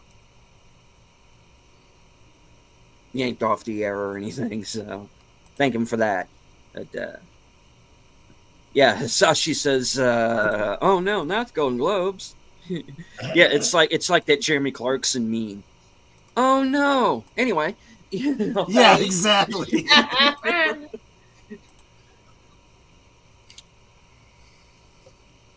oh boy.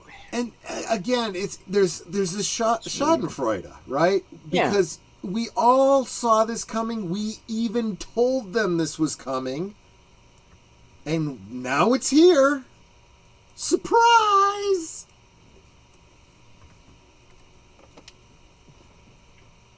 But you promised not to use it on us. We lied. Yeah, Get that to be a crazy bastard. Anyway, Hmm. I'm getting punchy. It's late. This is how I get when I have now pulled all of you into my own private psychosis here.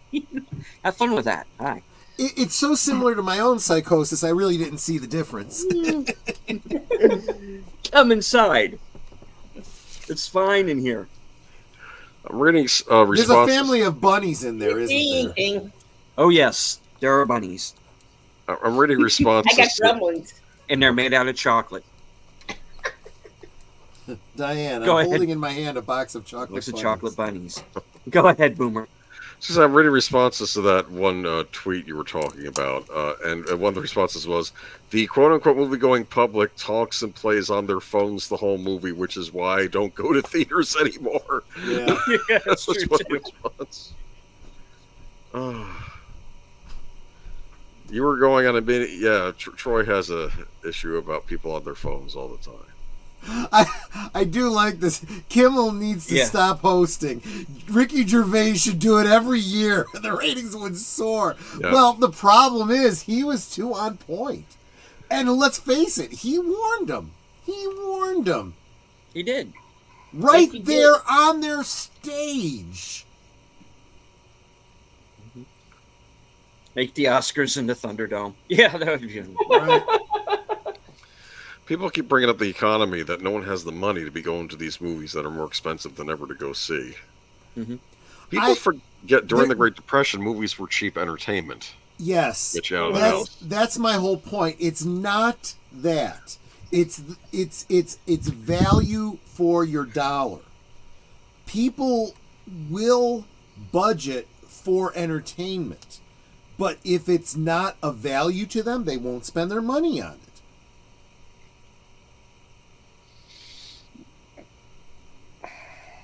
Yeah. Although I do think there is an element of I mean I used to as the whole Star Wars thing was happening and whatnot, and I'd see some of my friends going and seeing it, and I'd tell them why they shouldn't be going. Oh, I had nothing to do on a Saturday. I just thought I'd go see it. Only now are they starting to get more critical and going, okay, no, I did that way too much. I am not going to go waste my money on something I'm not really going to enjoy anymore. Get Will Smith to slap someone again. That was kind of the end for them, and I predicted it at the time. Everyone saw in real time how nuts these people were. They were not people to be looking up to. It had lost all of its glitz and glamour, right? Which was all the award shows ever were. So now, just tell me, who won and who lost, and I don't need to actually watch it. Oh, looks like I'm looking at his tweets now. He was making fun of Johnny Depp now. That was another thing. Yeah, he was doing that. too. That's not a smart thing to do either. Yeah. That's another thing that loses you half of your audience right off. Boom. And the people you end up keeping are toxic people you don't want around.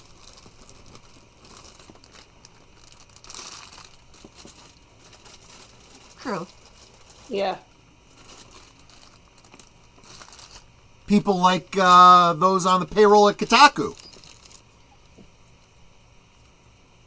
If you don't mind me using some language, he sounds like a professional asshole. That's what this guy does for a living. He's insulting He insulted Lady Gaga a minute ago. He's just insulting people. I don't know. You know what I say to that? Assholes unite and form a tunnel. Yeah. Yeah.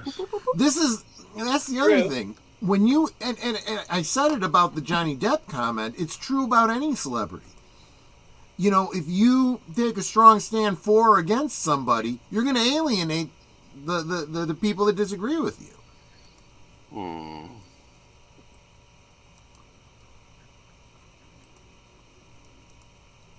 Did anyone here see the Planet of the Apes movie? Did you deleted scene? The new one? No, Okay. I haven't. Neither did I.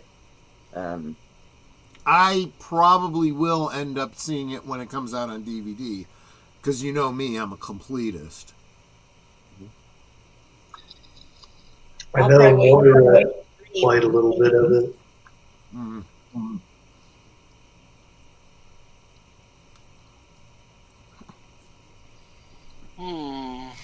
Yeah, because like I said, I find myself, and this is kind of the Big Al influence a little bit.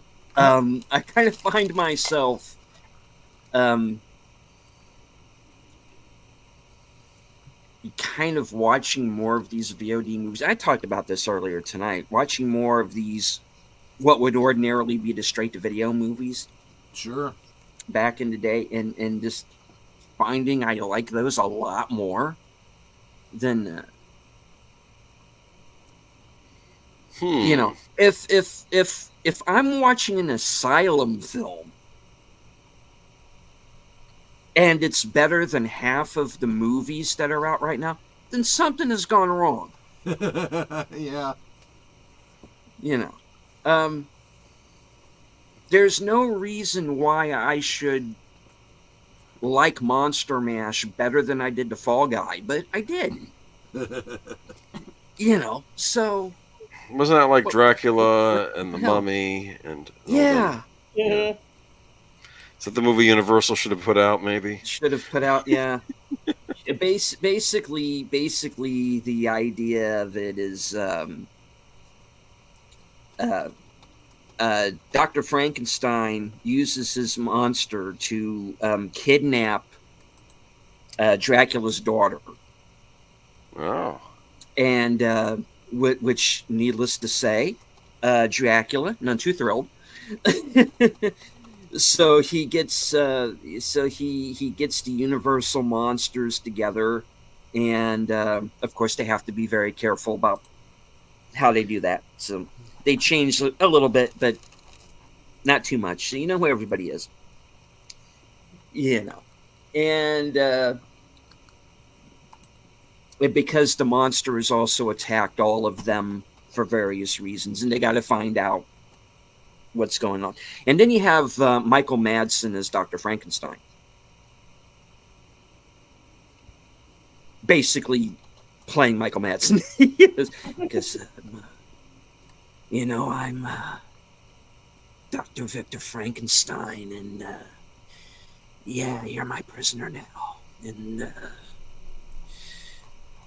yeah, it's gonna be a long hour and a half. It's gonna be a long hour and a half, yeah.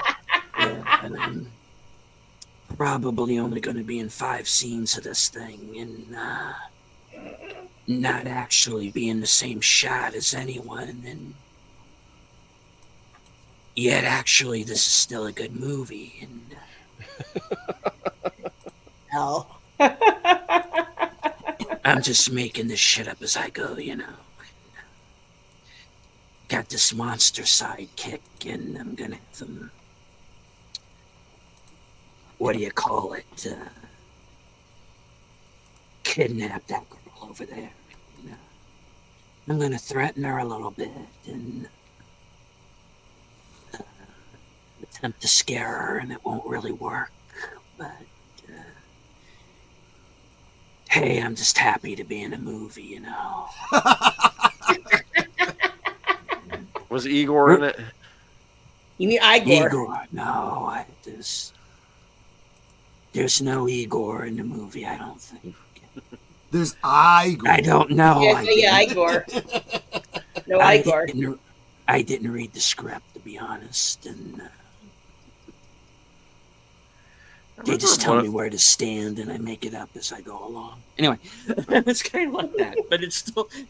I'm overstating it, but it is kind of a fun movie. You did just make me think of going back to that question you asked previously about independent, films and whatnot.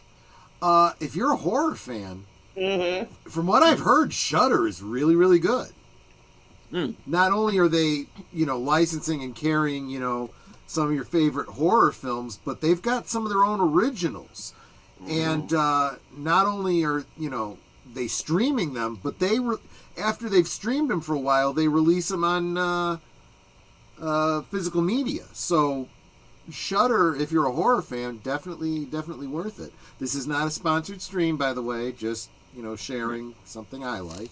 Yeah, I was about to bring that up because I'm a horror fan Yeah, since I was a baby, and Shudder definitely has that shit going on, which is great. I'm happy. and I'm unaware of there being any like sci-fi equivalent, but on YouTube for free, 2 channels, Amleto and Dust, both are. I don't think they have feature-length sci-fi films, but they have sci-fi shorts that are really, really worth checking out. And again, free.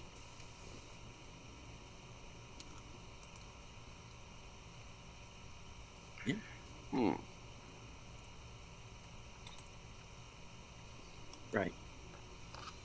And I can like Skinamarink if I want to. It's fine. Okay, so it's abstract. Okay, so it's 20 minutes too long. Okay, so you can't hear any of the dialogue, but it's still creepy. And, You hear a lot of undefined Anyway. whispering of the little boys. yeah, Upstairs. It's it's go upstairs, and then they have that shot that looks upstairs. Go, I'm not going up there. Okay, kid, you can go up there first if you want to. Remember they were eating It's not breakfast cowardice. cereal. Yeah.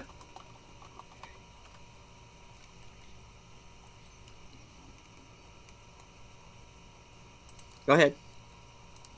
Oh, they were eating breakfast cereal and watching cartoons in the one scene, but you only saw like the bowl of cereal, not them eating it, right? Mhm. That's how it worked. Yeah. I don't know. What are our Paramounts doing? Who knows? I don't. Right.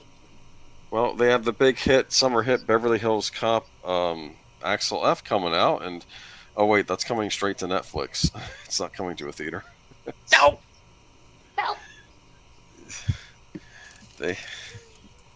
Nobody knows what they're doing anymore.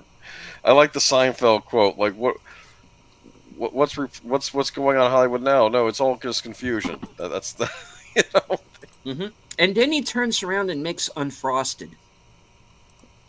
Was that any good? No. Okay. They're still dipping into the wacky juice. I guess.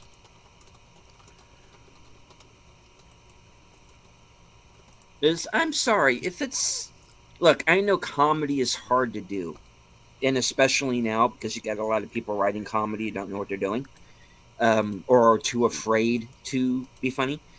And but if you tell me that it's this dark age of comedy and there's all of these things that are wrong and it's too woke, and you better make a movie that does something more than make me lightly chuckle once in 90 minutes.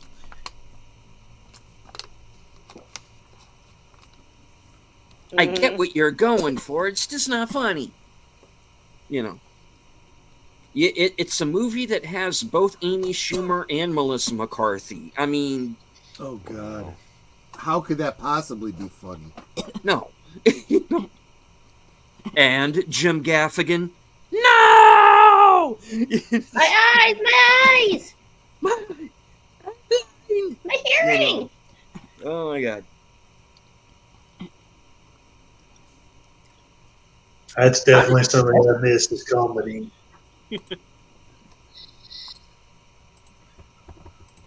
What is 1 minute time machine, Charlie? I can't remember if I mentioned it on here earlier or during Geeky Geezers, but it is a sci-fi film. It's a short film. Oh, yeah. Okay. Very, very... It's funny. It's funny. It's... I don't want to say too much about it because I will ruin it. I really will. Mm-hmm. It is all of... Oh, this is... I'm sorry. This is just the trailer for it. I got to find the full movie. I'll It's get like it for part you. of it is that you can go back 1 minute in time. Yeah, and a guy uses the 1 minute time machine to pick up a girl. You know, kind of like Groundhog Day. Groundhog's Day in a way. Give me a second. Let me find you guys the full movie. I know it's on here somewhere. And it has the actor that played the assistant. What do you call him? Autopsy guy on NCIS. I can't think of coroner, assistant coroner on NCIS, okay. and then he became the actual coroner on NCIS when Ducky retired. Yeah, the kid that played Jimmy. Oh, Jimmy Palmer. Yeah. Palmer. Yeah. Okay. 1 minute time machine is a short film that probably it. helped Rick and Morty, and then it cuts off. 5 minute 40 seconds. Here it is. I'm dropping it now. Oh, and Yeah, I'm I gonna. found it. I gotta get to bed, but it was nice hanging out with Oh, y'all. Okay. Oh, okay. Right, Boomer. Yes. What do you have? Coming up? Oh no, just I'll be on Sparkwood and 21 with you on Tuesday, and I'll be on Last Call Tripicelli on Friday, and then Geeky Geezers next Sunday. So I'll catch y'all then. Right Bye on. bye. Thank you for coming on. Oh, you're welcome. Thank you for Have a having me. Bye bye. Have a good night. Night, Boomer. All right. Night, Yeah, Boomer. we're going to wrap this up soon. Anyway, I know Curtis let me know before the stream that he thought he was going to be on for maybe a half hour and have to leave, and he's been with us the whole Just, I've had too much fun listening to y'all. Sorry. Yeah. time. That's fine. And hello to Bello Triggerfish. And I did Welcome, also welcome. send a link to the Clue channel, who was wanting to come on, but I still have not heard back from him. So, and he kind of disappeared from the chat. So I was hoping he would be able to join us, but all right. Let's see. Sashi says they don't do comedy; they have jokes. Madam Web was a joke. Well, Madam Web was, now we've kind of learned what happened there. Is that was a movie that was basically changed in post. They changed the story of the film in post production, Not a good which plan. is what not a good plan. And they had the ADR. And that's the reason why the villain is so badly ADR'd, because they changed his entire motivation for why he was doing what he was doing. You know, and because somebody in the 11th hour decided that, a guy chasing 3 teenage girls around to kill them was problematic. And I'm like, that's not problematic. That's every horror movie that's ever been made. Yeah. He's the villain. It's not problematic. He's the villain that needs to be overcome. Yeah. If he's not Yeah. overcome, that's problematic. Yeah.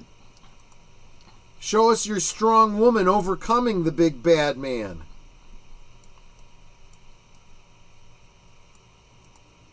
Yeah, these Yes, we are strangely addicting. maybe losing lots of money is problematic. Did you ever think of that, Hollywood? Dumbasses. Of course not. Anywho, let's start wrapping this up. We're going to go around the horn.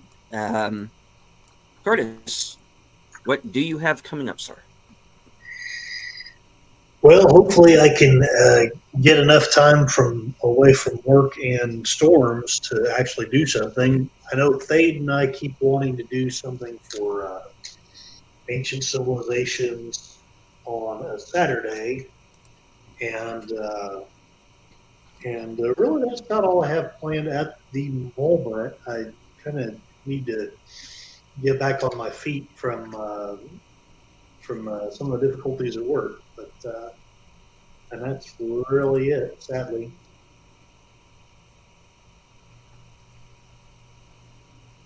No worries. To start, Connie. She of two channels now. What's in the future for Fluff Chick Productions?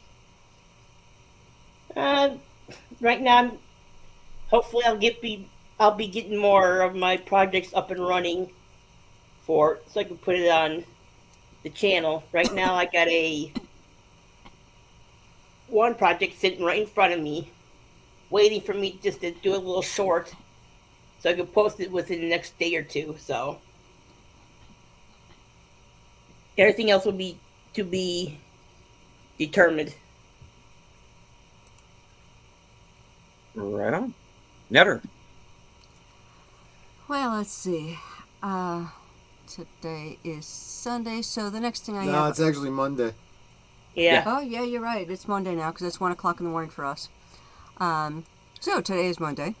So I will be co-hosting on, what are you calling it? Last Call, Monday night at the movies with Last Call.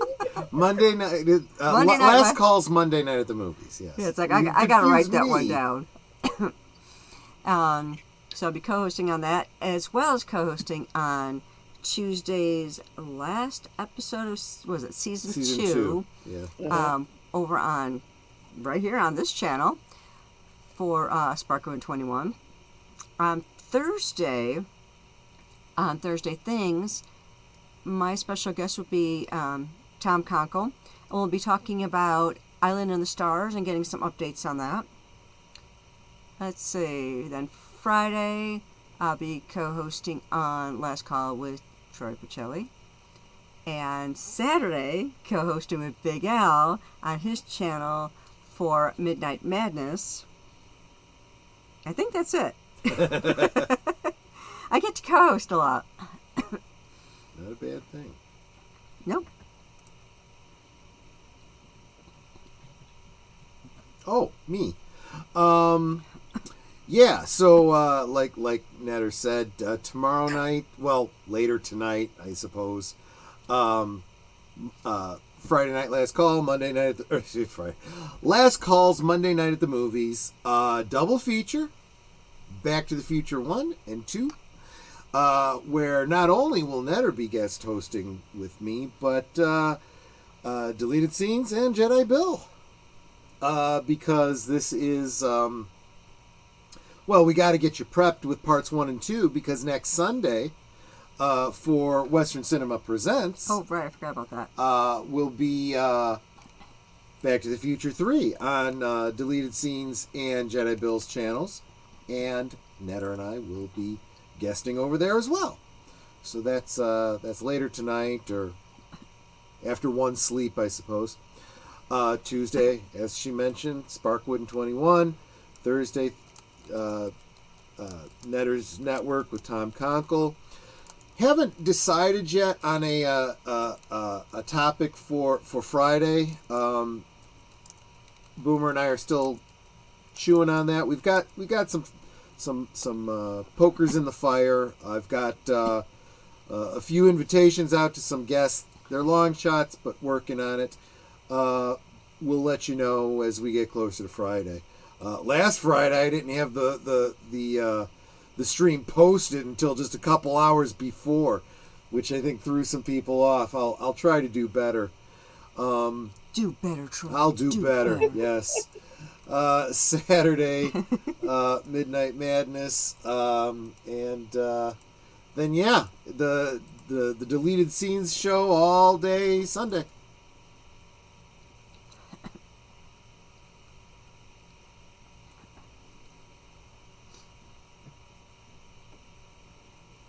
He's muted. All right. Well, yes. Nothing new. Yeah. Muted that deleted. Dude, we weren't telling you to shut up or anything. Right. You did Yeah, yourself. Yeah, I didn't like that.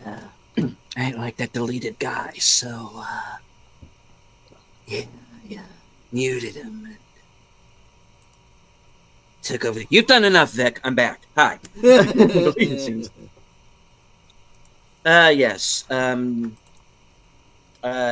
me and Jedi Bill tomorrow for our Memorial Day double feature beginning at 2:30 with To Hell and Back and the Battle of Britain.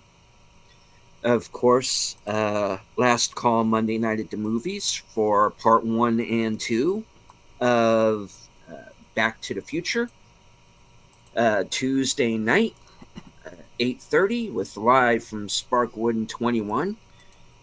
Action Theater, Thursday at 4:30. We're going to be watching Behind Enemy Lines. And then, of course, next Sunday, Western Cinema Presents, where Troy and Netter will join Bill and myself for part 3 of Back to the Future.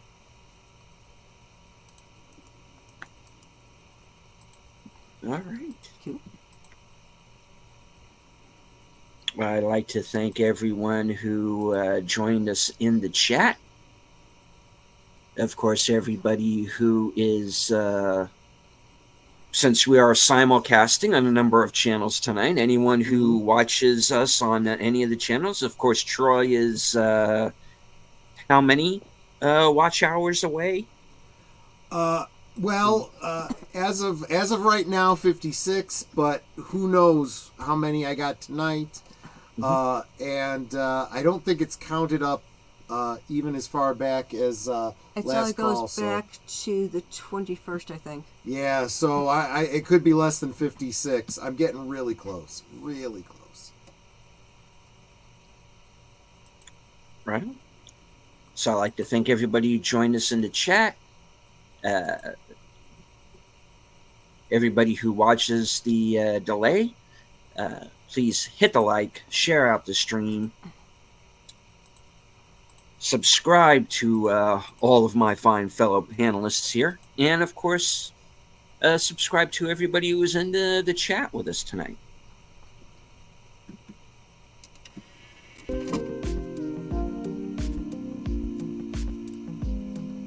I'd like to thank Aged Boomer for joining us.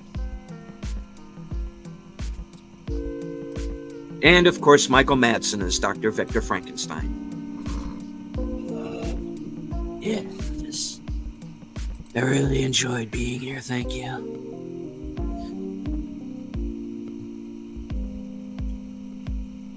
Hey, folks, you watch one of my shows, you get me. This is how it is. All right. Netter, would you like to take us out with your final words? I can do that.